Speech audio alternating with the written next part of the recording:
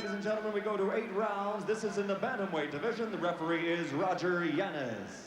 Introducing first, fighting out of the red corner. He's wearing the turquoise trunks with black trim, and he comes from Albuquerque, New Mexico. He weighed in at 115 pounds. Let's have a round of applause for Johnny Tapia. And fighting out of the blue corner, wearing the gold trunks with red letters, he weighs in at 115½ pounds from San Antonio, Texas. A round of applause, please, for John Michael Johnson.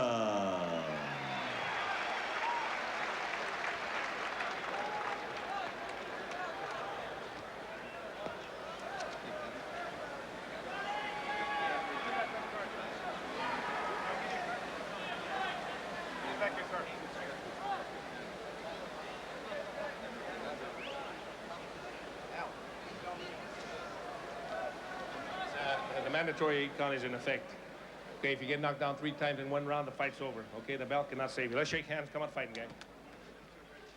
And we're looking at 22-year-old Johnny Tapia out of Albuquerque, 11-0 with 7 KOs, probably the better puncher of the two. Opposite him, John Michael Johnson, 21 years old, out of San Antonio with a record of 7 wins and 3 losses. They're Bantamweights.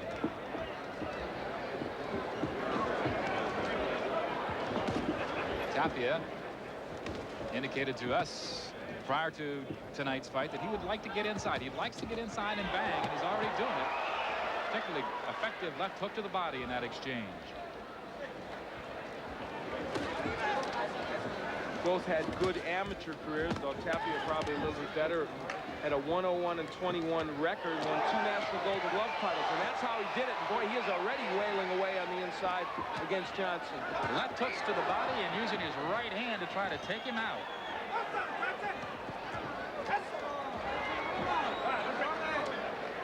Well, the thinking going in was that this might be the wildest fight of the night, and it's shaping up that way.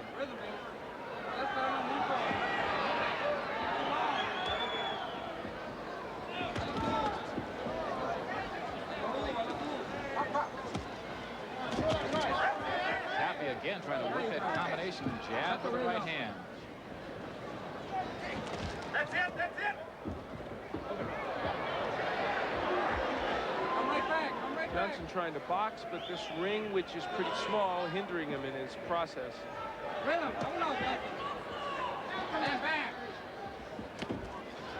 Don't wait, don't wait.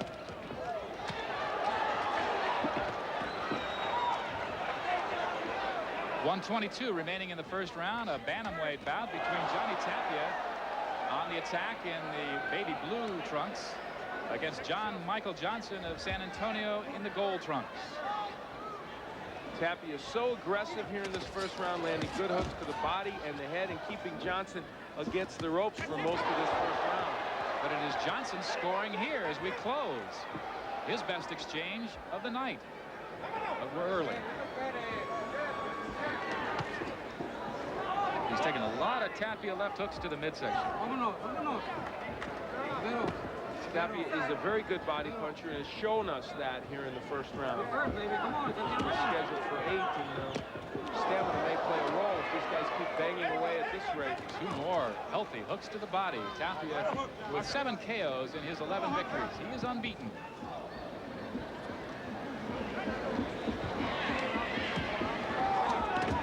Both young fighters, Tapia 22, Johnson 21. 115 pounds each. Big right hand at the 10-second mark by Tapia. I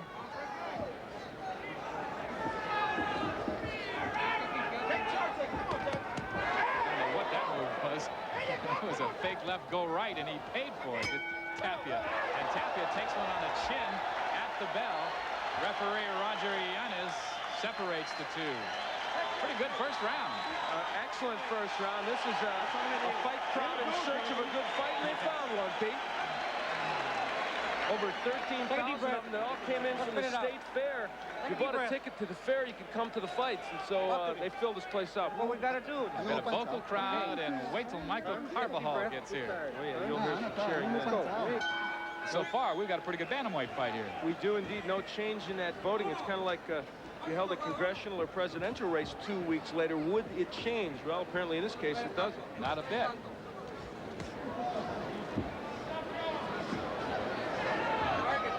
I mentioned the amateur record of Tapia, and he was excellent. Over 100 wins as an amateur, 2 national Golden Gloves titles. And you know what else he did as an amateur? He beat Michael Carbajal. That's right. Which is no easy trick. He also beat Hector Lopez, who's a very fine professional now. Tapia says, it's my turn now. I'm going to be a pro and be a good one, and so far he's been that, undefeated. Want to mention while we have a moment that Ray Mercer will next be in action on November 14th in Orange, New Jersey. And you'll see Charles Murray and also Alfred Cole on that card right here on ESPN. Johnson beginning to counter Tapia a little better here in round 2.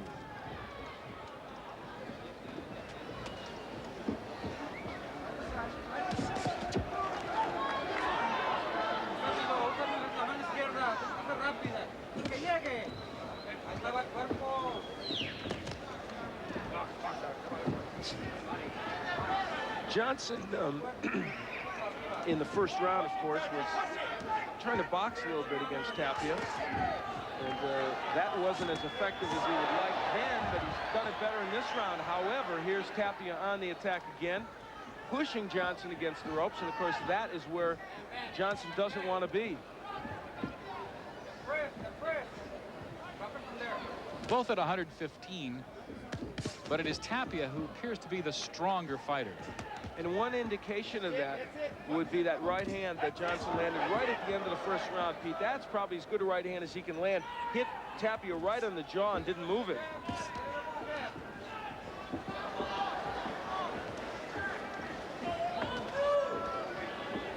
Keep pushing. Come on, Johnson. Come on, baby. Again, Tapia trying to use the left hook, followed by the right cross. Didn't work that well effectively. Come on, that's it. Johnson hitting the back of the head.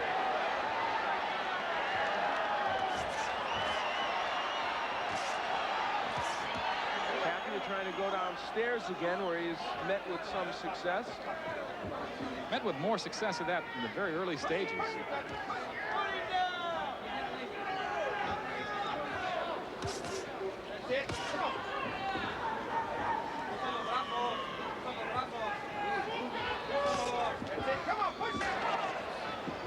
We've seen some interesting and unorthodox moves in this bout.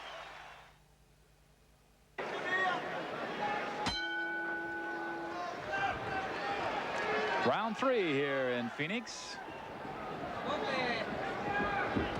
Johnny Tapia in the blue, John Michael Johnson in the gold.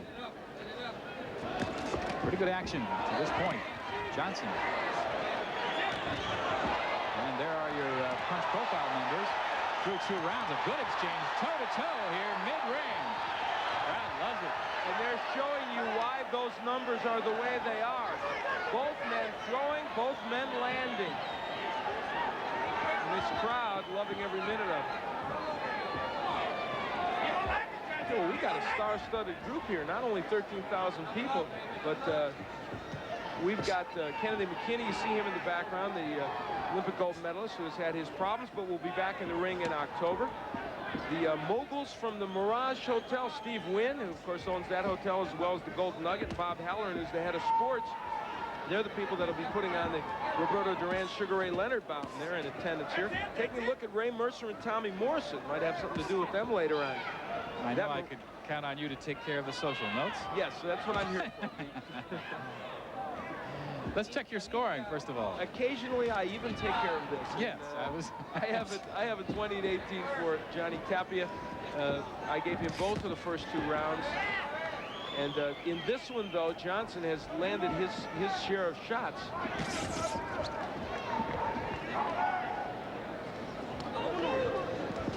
Come on, you got respect. Come on, Johnson, push him now.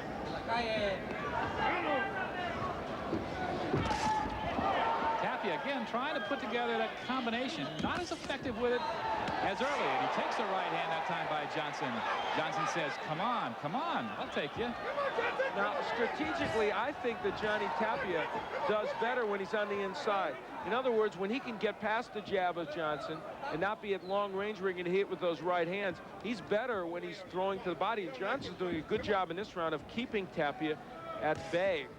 I think Johnson, Al, is responding like a guy who feels he's taken Tapia's best shot. Well, there may be some truth in that. And Johnson felt he was in very good shape for this bout, fighting at a weight he likes.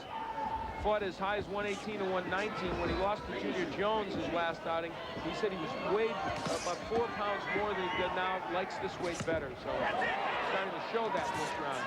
Well, normally he is described as a slow starter. His people promised tonight that it wouldn't happen. Well, it did. There he took a good right hand by Tapia.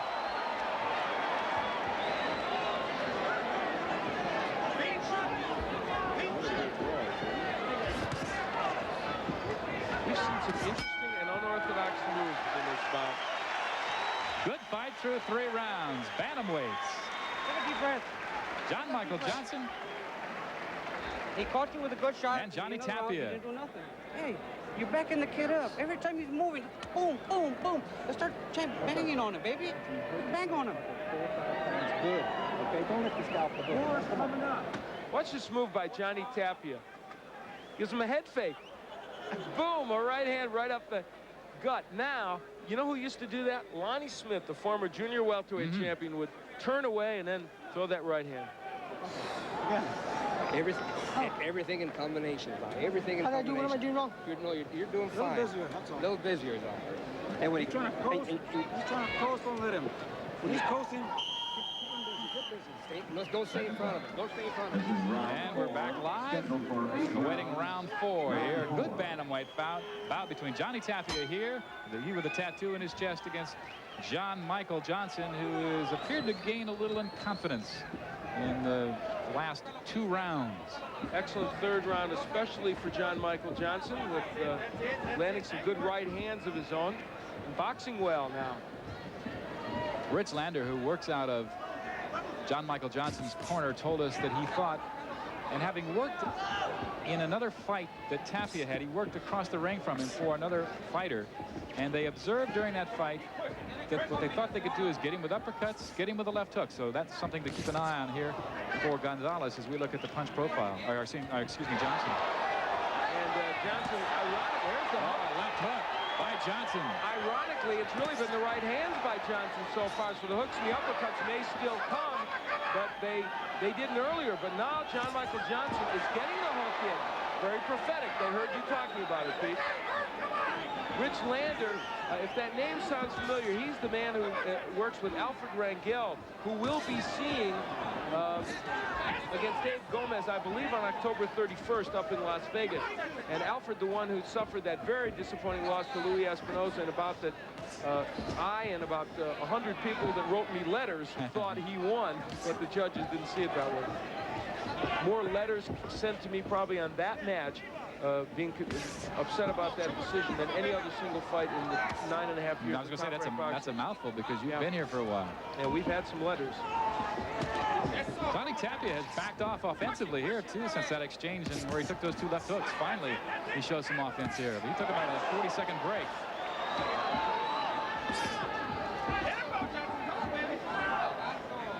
Again in this round, John Michael Johnson being quicker than Tapia, getting off quicker.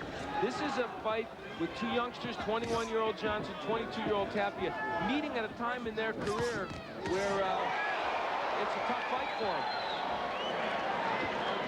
Again, though, Johnson showing in his response to punches that he has taken the best, and he is not backing up.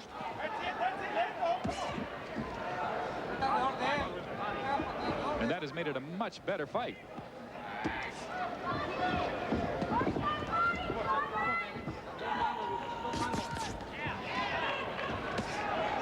Tapia's still going downstairs, but he's not as effective as he was earlier with it.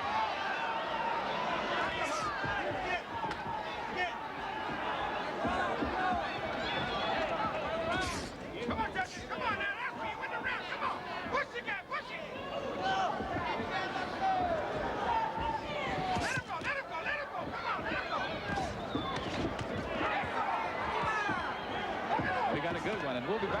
shortly.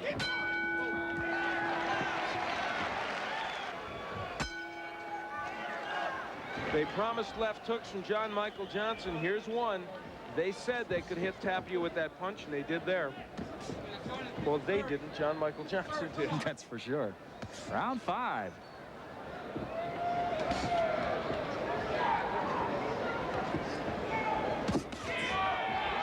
It is scheduled for 8.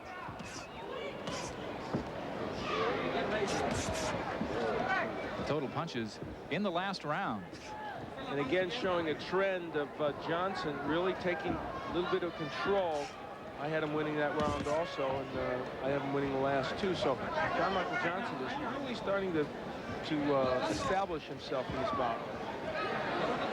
These two fighters, Al, with Tapia only 11 fights and Johnson only 10 professional, very, very polished. I guess that bespeaks their extensive amateur records. Yeah, both were very good amateur boxers, and you can see that. Now, I'll tell you what, though, for Johnny Tapia, he is making a strategic error, in my opinion. He is stronger, I think, on the inside than John Michael Johnson. If he could get in there like he was in the first round and whack with that left hook to the body and the head and push him around a little bit, he'd do much better. On the outside, Johnson is a very good boxer. And Al scoring through 4 rounds, dead even. First 2 rounds to Tapia, the last 2 to Johnson. This one very close. Good left hook by Tapia that time.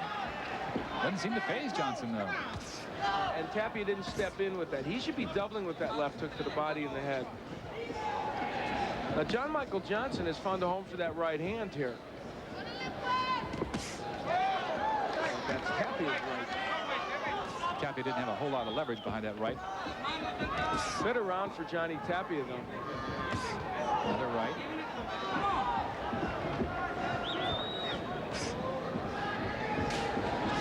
No, though. I think they want Tapia boxing.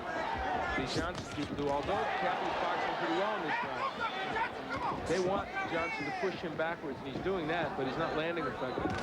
I tell you, Al, that move by Tapia may work well in the NFL on some defensive back, but I don't know if I'd want to be moving my head left and going right, or vice versa. It's an unorthodox move in boxing, to be sure. You're right. For a wide receiver, it's fine.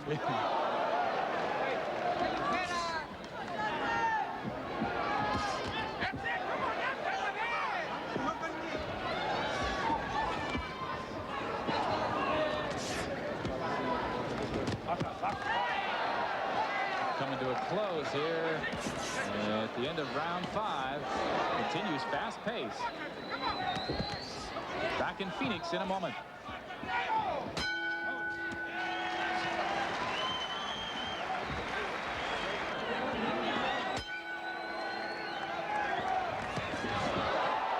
In a round in which Johnny Tapia otherwise did fairly well, look at the combination by John Michael Johnson. And Tapia came out firing a blistering combination to start this round. Very interesting matchup of a couple of good young boxers, both with good amateur credentials, both with good pro records. Even a 7-2 record by Johnson, a little deceiving. 2 split decision losses among those 3 decision losses. Of course, Tapia undefeated.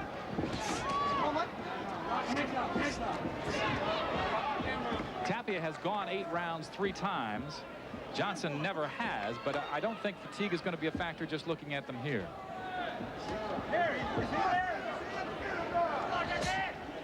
Come on, Johnson. Así no vas a ganar. Las 2 manos, para suéltala. Suéltala.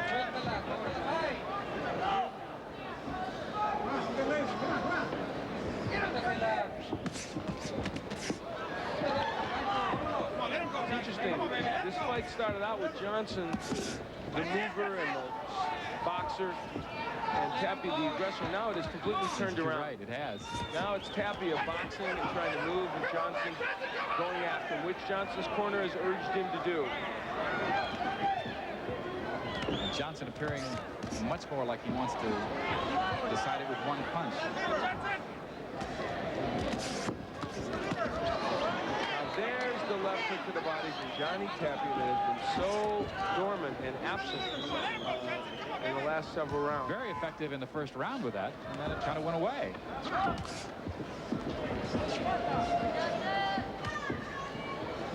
John Michael Johnson is fighting in spurts, but I'll tell you, if I was in his corner, I would be really urging him to be a little bit more aggressive, and I have urged him to do that. Yeah, he's not near as busy as he was, and it's come on suddenly. Still, he doesn't look tired. Just not landing as effectively, throwing as many punches. Good right by Tapia.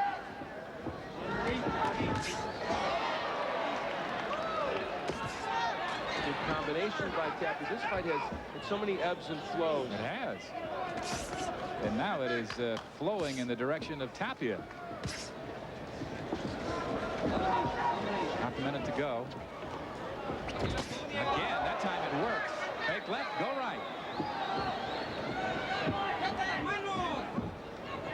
I don't know what that accomplishes, Al, because you're really never looking at the guy's head as a defensive fighter.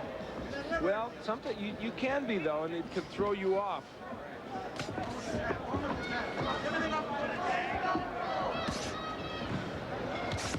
We've got 2 to go here in Phoenix. Right back.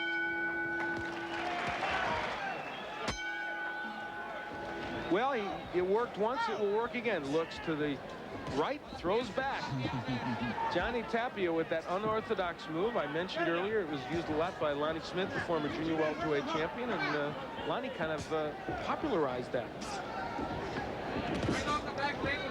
Well, if you just joined us, I believe that's a slip. Yeah, no knockdown. Both Tommy Morrison and Ray Mercer scoring first-round knockouts. There we have the punch profile through 6 rounds. Johnny Tapia throwing a lot more and landing some more. Well, I have Tapia ahead in this bout, so I would agree with that viewpoint of our punch profile. Tapia with a good right hand there.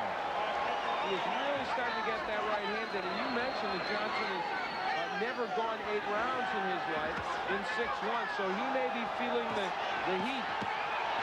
Good work downstairs. I'll tell you, he's feeling those downstairs. Ooh. Digging to the body is Tapia. Tapia better look out when he comes in, though. He's leaving himself wide open. Johnson fighting back here, but he just hasn't been as busy in the last 2 rounds, and that is hurting him.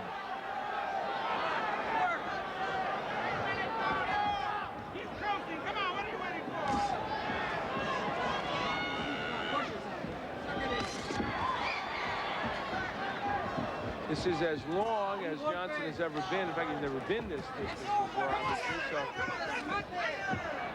it's a place where he's trying to figure out if he can go. And Al, I just saw him briefly drop his arms and shake his arms. I'm talking about Johnson as if to indicate that his arms are a little tired, and he was trying to get a little freshness to them.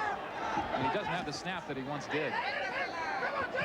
Tapia has been much busier in the last couple of rounds.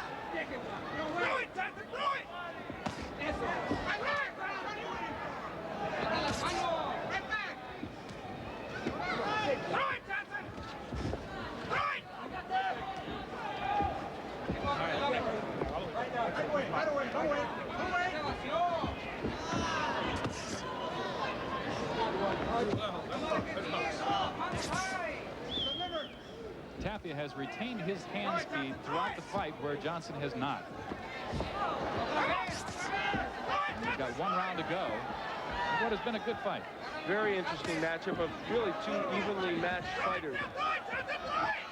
Very important round coming up for John Michael Johnson. He could be facing his 4th loss as a pro, and doesn't want that.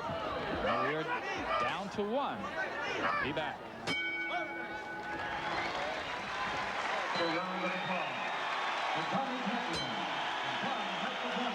Johnny Tapia has been landing this right for the last 3 rounds.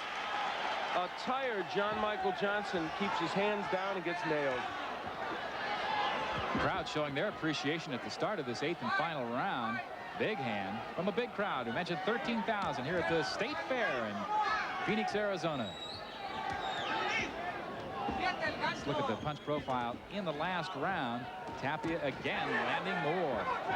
Widening that margin of total punches landed, and in my opinion, widening the margin of rounds that he has won also. And speaking of my scoring, as we were, there it is. I have Tapia had 68-65. Now that might be a little wider margin than some of the judges have. It could be much closer than that. My scoring is quite unofficial, as fans have come to know in recent months. John Michael Johnson has just sort of stalled out here. He didn't come to an abrupt halt with respect to his offense, but he has just stalled out in the last 3 rounds. And the Tapia right hand has become such a huge weapon. Now, I don't think Johnny gets as much leverage in that punch as he would like, or it would be doing even more damage. Hitting on the break. Johnny Tapia none too pleased with what Johnson is doing. Goes after him a little bit. I think Tapia's mad because Johnson's using his head a little bit on the inside. And I don't mean thinking. You would think Johnson trying to press and cut him off, but still not throwing much. Ooh, good left to the body and a good right hand. Got a lot of leverage on that one, did Tapia. And now it's Johnson pursuing, but Tapia doing such a good job of counter-punching.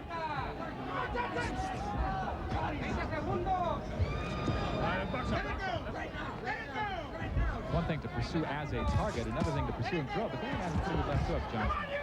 Well, they wanted Johnson to land left hooks and uppercuts. He hasn't done that as much in his bout as they would have liked him to. There were moments for that left hook from Johnson. There's the right. That's really been his best weapon. That was a good right hand by Johnson. Very good matchup. This really has been interesting. 2 young boxers who both have skills. Tapia wanting the crowd to get into this.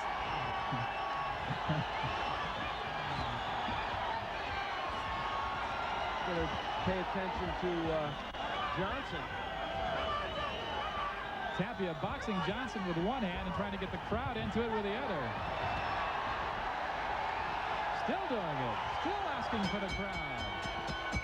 And the crowd responds in kind. Pretty good action. How about this? On their feet here at Veterans Memorial Coliseum. Well, I mentioned it earlier. It was a crowd in search of a good boxing match. And this was it. And they wanted some extensive action, and they got it. After 2 first-round knockouts, Mercer and Morrison providing instant thrills, but they got a steady diet of good action here in this bantamweight fight. The total punches, as you take a look at him, Tapia pulling away a bit, and you can see how many more he threw. Much more active, and his accuracy level about the same as Johnson, but because he threw so many more, chances are, according to our punch profile and according to my scores, Johnny Tapia is the winner. But you know who counts? Only the judges. And we'll find out from the judges as we go to Michael Buffer. Ladies and gentlemen, before I give the official scoring, let's have a round of applause one more time for Johnny Tapia and John Michael Johnson. Here's the official scoring. Greg Hughes scores the belt 78-74. Aaron Kaiser has it 78-75. And Bob Cox scores it 79-75 for the winner by unanimous decision, Johnny Tapia. Nice gesture by Johnny Tapia, but his legs are tired enough that he almost didn't get John Michael Johnson up.